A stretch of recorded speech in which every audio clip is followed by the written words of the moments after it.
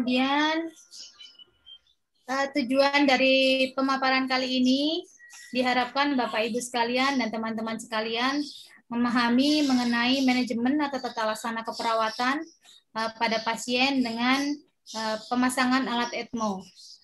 Barangkali nanti kita bisa saling berbagi pengalaman mengenai ECMO yang sudah Bapak Ibu temui di lapangan, karena jujur saja di Rumah Sakit Jantung Harapan kita sampai saat ini belum banyak menangani pasien dengan ECMO pada kasus COVID-19.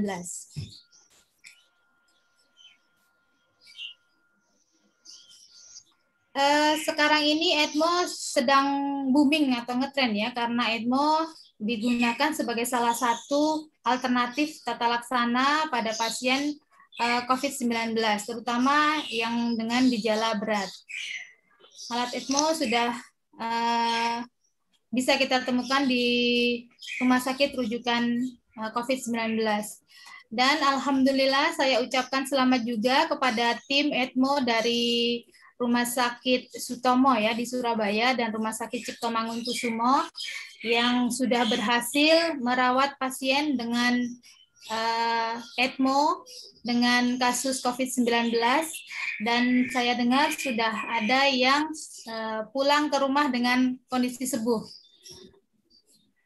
Untuk itu teman-teman yang lain diharapkan, Bapak Ibu sekalian juga diharapkan lebih semangat dan berusaha untuk lebih belajar agar bisa merawat pasien dengan ECMO, terutama yang bekerja di layanan kesehatan yang sudah ada alat ECMO, agar pasien-pasien lebih banyak yang bisa terselamatkan dan bisa sembuh dari, terutama untuk kasus COVID-19 ya. Pendahuluannya, sebenarnya ECMO itu merupakan pengembangan dari alat cardiopulmonary bypass atau biasa disebut alat pintas jantung paru.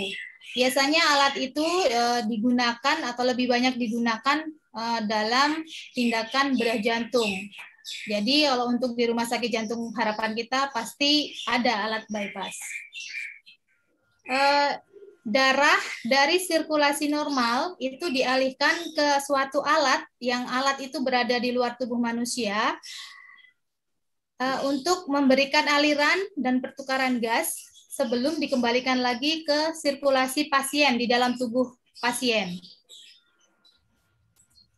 Pengertiannya, ECMO atau extracorporeal membrane oxygenation adalah suatu sirkuit yang berada di luar tubuh manusia yang mensupport atau membantu pasien dengan cara membawa darah vena dari pasien. Jadi darah dari vena itu dikeluarkan ke suatu alat, di mana di alat itu akan terjadi pertukaran gas, akan ditambahkan oksigen atau O2, dan CO2 yang dibawa akan dihilangkan.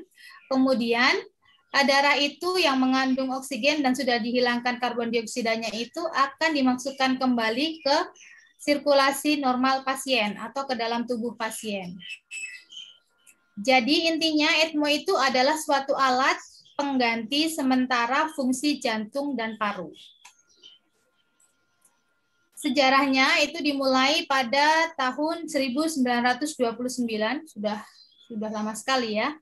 Itu di Rusia, tapi bukan digunakan untuk manusia, tapi awal mulanya digunakan untuk hewan, anjing ya.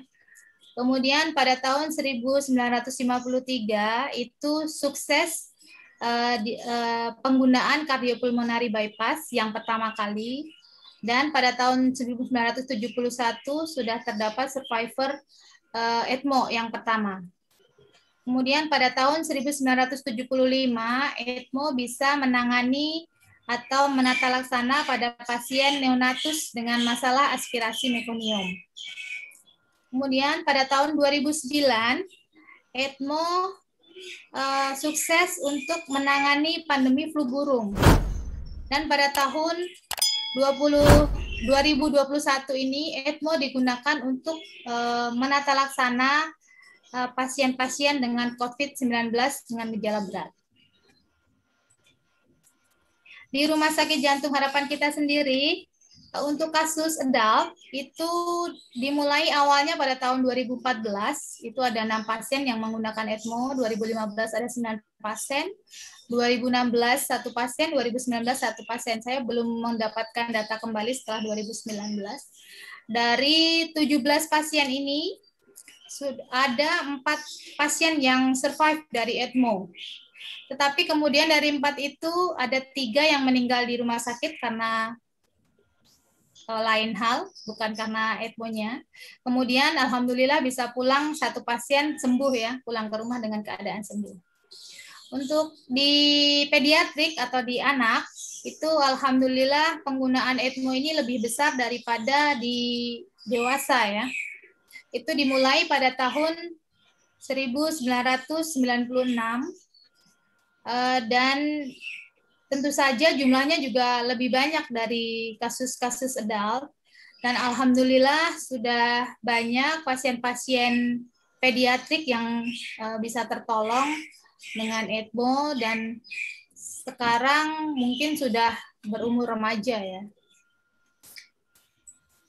Kemudian kalau dilihat dalam gambar, ECMO itu dahulu merupakan alat yang kalau dilihat agak sedikit ribet ya, banyak komponen dan seperti banyak sambung-sambungan, tapi dengan adanya kemajuan teknologi bisa dibuat menjadi yang lebih simpel dan lebih kecil. Kalau dilihat seperti alat yang fungsinya kayak dilihat nggak seberapa gitu ya, tapi alhamdulillah ini alat bisa menggantikan fungsi jantung dan paru pada manusia. Kemudian indikasi dari pemasangan ECMO itu tentu saja karena alat ECMO itu untuk menggantikan fungsi jantung dan paru, maka indikasinya itu pada kasus-kasus respiratory failure dan cardiac failure. Contohnya dalam respiratory failure itu pada kasus ARDS, pneumonia, aspirasi, asma, post-transplantasi paru, kemudian trauma pada paru. Dan pada cardiac failure itu post cardiac arrest, emboli paru, overdosis, pasca bedah jantung, persiapan untuk transplant dan post transplant jantung, kemudian pada kasus shock kardiogenik. Sedangkan kontraindikasi absolut pada pemasangan ECMO itu ada beberapa seperti yang sudah tertulis di slide. Ada severe irreversible neurological encephalopathy, cirrhosis dengan asistes, riwayat perdarahan, moderate severe penyakit paru, keganasan stadium lanjut atau terminal, dan penyakit HIV. Untuk kontraindikasi absolut pada VV-ECMO atau venous konfigurasi ECMO itu ada severe left ventricular failure dengan ejection fraction kurang dari 25% dan adanya cardiac arrest. Sedangkan kontraindikasi absolut pada VA-ECMO atau veno-arteri konfigurasi ECMO itu adanya diseksi aorta dan severe aorta regurgitasi.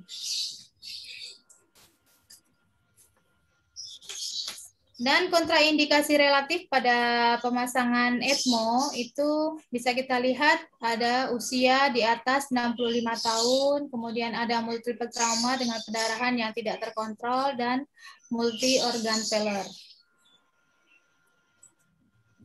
Ini ada tipe dari ECMO. ECMO itu ada dibagi menjadi 2 tipe, yaitu VA-ECMO atau veno-arterial konfigurasi, dan yang kedua venous ECMO atau VV-ECMO. Ini seperti pada gambar. Jadi kalau VA-ECMO jelas berarti vena dan arteri yang dilakukan insersi atau kanulasi, kemudian pada VV-ECMO itu jelas vena-venanya yang dilakukan insersi atau pemasangan kanulasi. Kemudian pada VV ECMO atau vena-vena konfigurasi itu digunakan untuk mensupport masalah respirasi. Jadi yang disupport fungsi paru-parunya. Untuk VV ECMO itu darah diambil dari vena pasien dan dikembalikan kembali ke sirkulasi vena pada pasien. Jadi diambil dari vena kembali lagi ke vena. Konfigurasi ini yang digunakan sekarang ini dalam tata laksana COVID-19. VV ECMO juga dibedakan kembali berdasarkan tempat keluar dan kembalinya darah ke sirkulasi pasien atau ke sirkulasi normalnya. Kita mengenal ada femoral ECMO, yang dimana pada femoral ECMO ini insersi melalui vena femoralis dekat dengan vena cava inferior dan dikembalikan lagi darahnya melalui vena femoralis di sisi lainnya seperti terlihat pada gambar. Jadi dari vena keluar masuk kembali, dari vena keluar masuk kembali ke vena. Kemudian yang kedua yaitu model femoral jugular. Jadi darah atau akses kanulasi itu dari vena cava inferior akan masuk ke suatu alat ECMO tersebut dan dikembalikan lagi melalui vena jugularis interna. Jadi dari vena-vena tapi hanya insersi kanulasinya yang berbeda. Kemudian yang selanjutnya itu ada double lumen. Pada double lumen ini menggunakan single kanula, berarti tidak dilakukan pemasangan dua kanula, tapi hanya menggunakan satu single kanula. Tetapi pada single kanula itu terdapat dua lumen, jadi bisa untuk akses penarikan atau akses, dan kemudian bisa untuk sebagai return darah ke pasien. Kemudian kita juga bisa menyebut high flow, ini memungkinkan aliran darah yang lebih tinggi ke sirkuit karena darah itu berasal dari vena yang besar, biasanya dari vena cava superior ataupun vena cava inferior. Kemudian pada VA konfigurasi atau VA ECMO itu digunakan untuk mensupport masalah respirasi dan kardiak. Jadi darah yang berasal dari sirkulasi pasien itu akan ditarik atau keluar melalui sirkulasi vena dan akan dikembalikan lagi ke sirkulasi pasien lagi melalui akses arteri. Ini konfigurasi ini yang banyak dilakukan atau diterapkan untuk pasien-pasien yang ada di Rumah Sakit Jantung Harapan Kita, karena yang disebut adalah masalah paru dan jantungnya. Kemudian perangkat ECMO itu ada dua bagian besar, yang ada di pasien dan set ECMO itu sendiri. Yang ada di pasien itu tentu saja yang dimasukkan ke pasien. Bisa melalui arteri atau vena. Tentu saja ini disesuaikan dengan ukuran pasien, pasiennya pediatrik atau adult. Ukurannya pasti akan berbeda.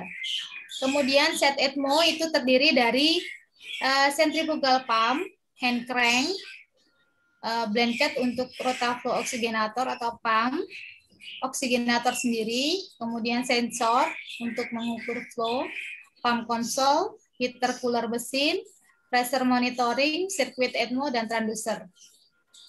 Ini gambarannya alat ECMO ya. Bisa kita lihat yang segitiga ini adalah artificial lung. Ini fungsinya untuk menggantikan sementara fungsi paru-paru pasien. Kemudian yang bulat ini adalah ECMO pump. Itu menggantikan sementara fungsi jantung pada pasien. Untuk kanulasi tubing ECMO atau selang yang akan dihubungkan ke ECMO itu bisa melalui pembedahan dan bisa dilakukan pemasaran secara perkutaneous. Untuk pembedahan, berarti yang melakukan pembedahan tentu saja tim bedah. Biasanya untuk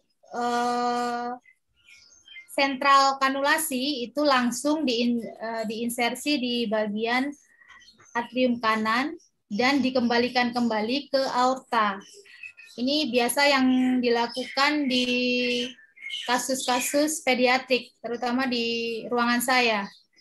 Jadi posisinya pasien dengan open chest, karena langsung diinsersi di atrium kanan dan akan dikembalikan ke melalui aorta. Kemudian untuk kasus-kasus adult itu biasanya dilakukan dengan pemasangan kanulasi secara perifer, misalnya lewat vena atau arteri di femoral atau di jugular.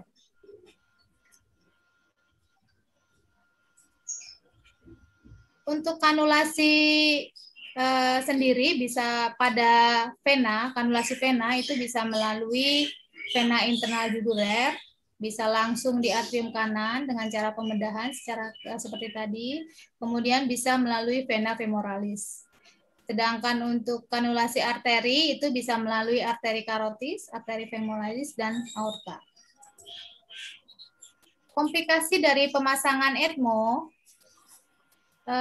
ada beberapa ya. Yang pertama adanya perdarahan. Kita tidak bisa memungkiri angka kejadian perdarahan itu sekitar 30-40%. Itu diakibatkan karena penggunaan heparin yang kontinu, yang terus-menerus untuk maintain alat ECMO itu sendiri. Kemudian komplikasi yang kedua itu terjadinya tromboemboli. Dan komplikasi yang ketiga itu berhubungan dengan kanulasi, seperti terjadinya perdarahan, diseksi arteri, dan terjadinya iskemi pada bagian distal ya. Itu sering terjadi pada kasus-kasus VA ECMO. Kemudian komplikasi selanjutnya bisa terjadi trombositopeni, infeksi, resirkulasi yang berhubungan dengan kanulasi yang terlalu dekat. Kemudian ada juga yang masalah atau komplikasi yang berhubungan dengan alat ECMO itu sendiri, seperti pump failure atau sirkuitnya bocor atau rusak, pecah misalnya gitu ya. Kemudian selanjutnya, kapan si ECMO itu bisa dilakukan weaning atau trial off? Itu tentu saja indikasinya setelah ada perbaikan pada respirasi failure-nya ataupun cardiac failure-nya. Karena ECMO itu kan membantu jantung dan parunya. Jadi kriterianya untuk weaning dan trial off juga harus paru dan jantungnya sudah ada perbaikan. Karena nanti sudah akan difungsikan kembali untuk mensupport pasien. Maintenance ECMO itu berfokus pada pencegahan komplikasi, kemudian pengkajian pasien yang terpasang ECMO itu sendiri, dan patient safety. Itu main fokusnya. Untuk mencapai tata laksana pasien dengan ECMO itu agar bisa sukses atau berjalan dengan lancar, tentu saja dibutuhkan komunikasi, koordinasi, kolaborasi, dan teamwork yang solid agar penata laksanaan pasien dengan ECMO itu bisa berjalan dengan lancar.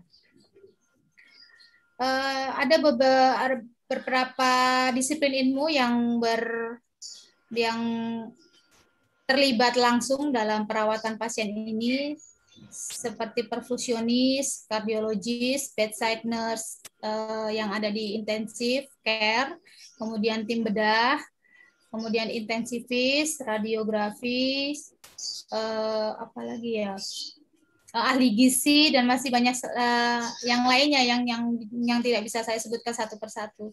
Tetapi jangan dilupakan juga peran pasien itu sendiri dan keluarganya yang harus kita ikutkan.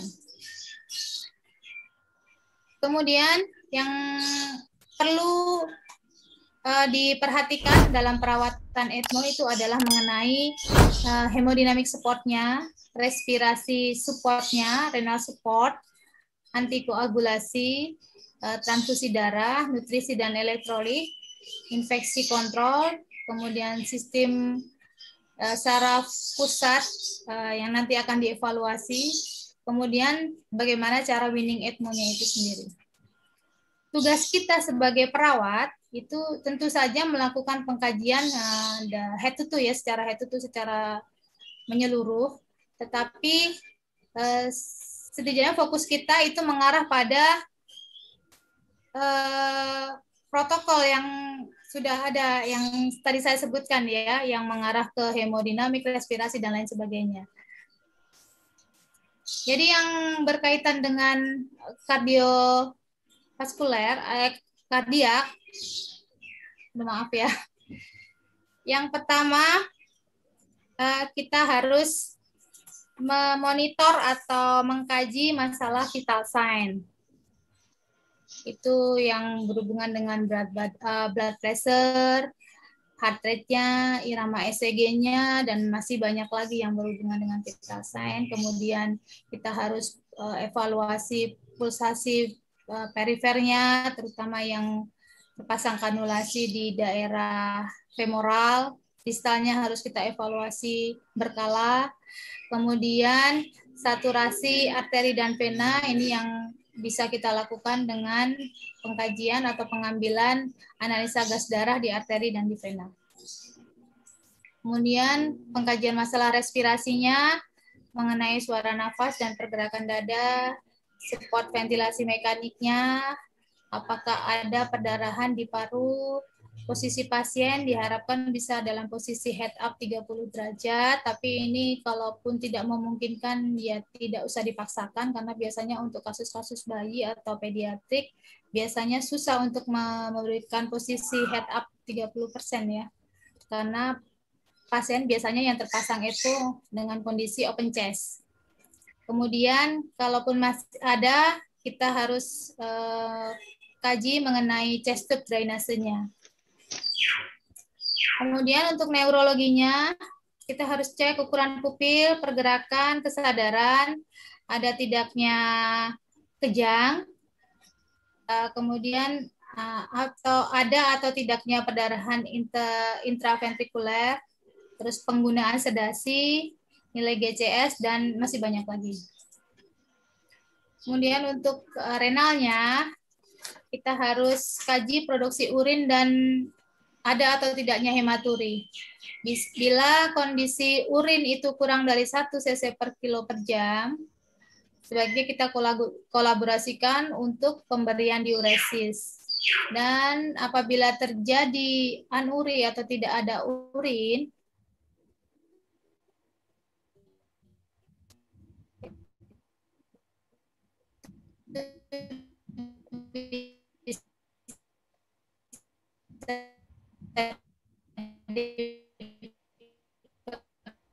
ditembangkan untuk pemasangan nutrisinya. Pasien perfusinya itu sudah ada perbaikan, dan apabila enteral belum bisa diberikan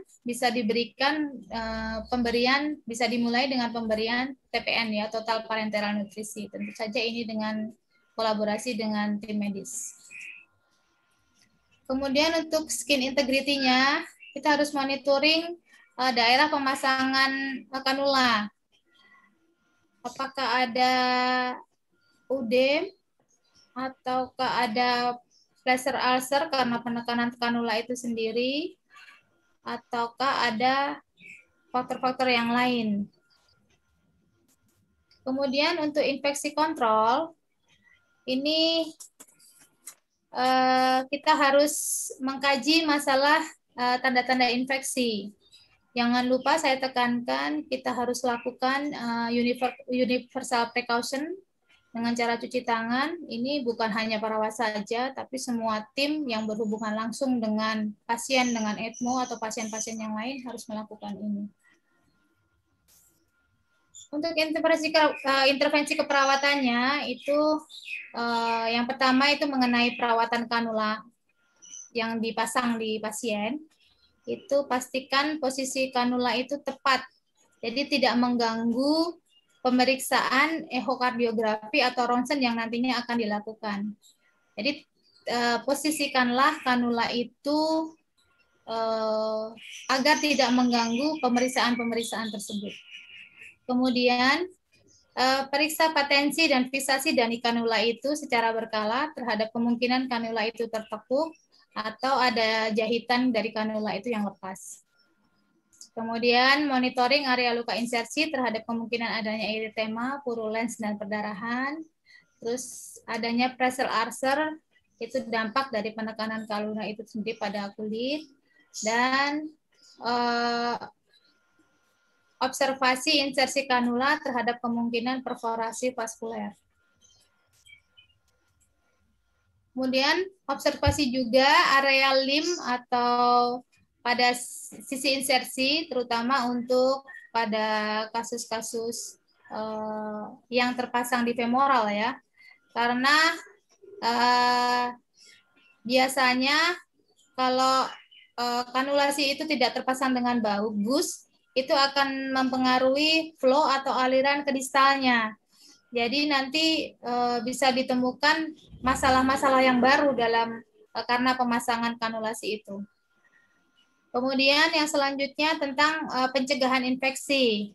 Ini tentu saja kita harus melakukan teknik septik aseptik dalam perawatan luka kanula. Kemudian monitoring semua line yang terpasang, apabila memang sudah tidak digunakan lagi, segera dilepas. Dan kolaborasikan untuk pemberian antibiotik dan pemeriksaan septic marker. Kemudian pencegahan selanjutnya yaitu mengenai pencegahan degupitus atau pressure ulcer. Lakukanlah perubahan posisi sesuai dengan toleransi, miring kanan, miring kiri sesuai dengan toleransi, atau kalau tidak pasanglah silikon gel pada area yang tertekan atau mengalami tekanan, atau pasanglah kasur decubitus. Kemudian kolaborasikan kepada tim ahli gizi untuk pemberian gizi yang sesuai. Nah, untuk mobilisasi dini pada pasien ECMO itu bisa dilakukan setelah 24 sampai 48 jam dari pemasangan ECMO.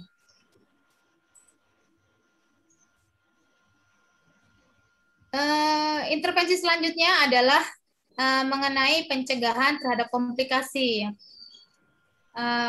Yang pertama, memang kita nggak bisa pungkiri 80% pasien dengan ECMO itu akan mengalami AKI ya, yang suatu saat atau dimungkinkan akan membutuhkan renal replacement therapy.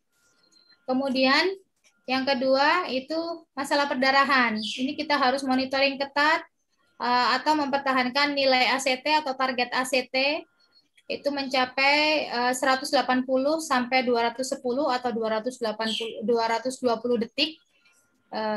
Itu setiap 6 sampai 8 jam, atau kalau memang target tersebut masih belum bisa dicapai atau masih jauh dari yang diharapkan, itu bisa dicek ACT setiap jam sampai target itu tercapai.